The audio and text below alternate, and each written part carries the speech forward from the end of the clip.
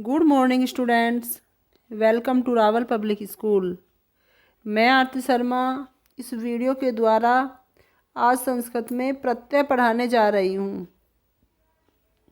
तो सबसे पहले हम प्रत्यय की परिभाषा जान लेते हैं कि प्रत्यय किसे कहते हैं।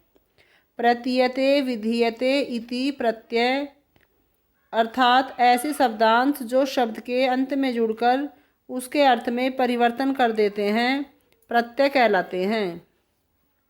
प्रत्यय के दो प्रकार होते हैं, कृत प्रत्यय और तदित प्रत्यय।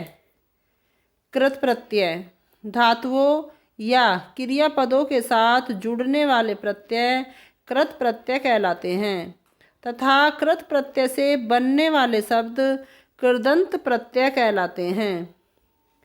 तदित प्रत्यय किसी संज्ञा, सर्वनाम आदि शब्दों के साथ जुड़ने वाले प्रत्यय तदित प्रत्यय कहलाते हैं।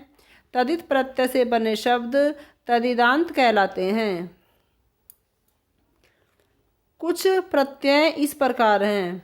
श्रत प्रत्यय वर्तमान काल के अर्थ में अर्थात गच्छन जाते हुए, लिखन लिखते हुए, इस अर्थ में परम स्मयी पद की धातुओं के साथ श्रत प्रत्यय लगता है।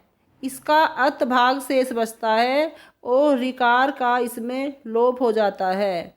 श्रत प्रत्यांत शब्द का प्रयोग विशेषण के समान होता है। इसके रूप पुल्लिंग में पठत के समान, स्त्रीलिंग में नदी के समान और नपुंसकलिंग में जगत के समान चलते हैं।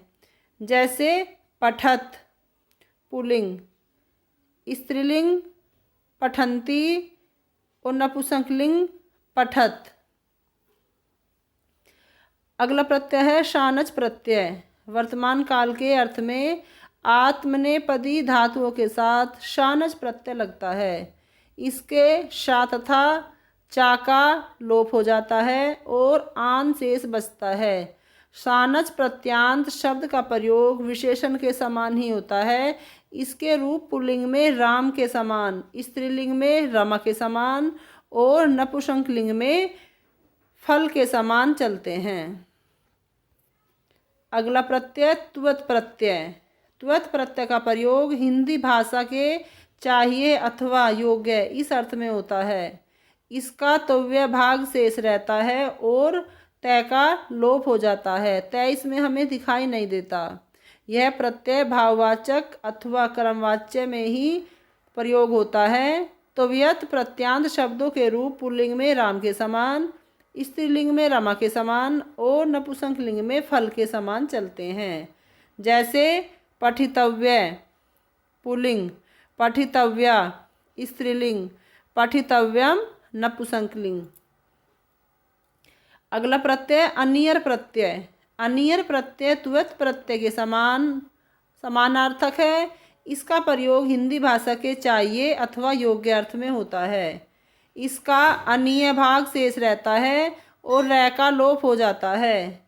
यह प्रत्यय क्रमवाच्य अथवा भाववाच्य में ही प्रयोग में आता है। अनियर प्रत्यांत शब्दों के रूप पुल्लिंग में राम के समान, स्त्रीलिंग में रमा के समान तथा नपुंसकलिंग में फल के समान चलते हैं। जैसे एधनीय पुल्लिंग, एधनीया स्त्रीलिंग और एधनीयम नपुंसकलिंग। धन्यवाद।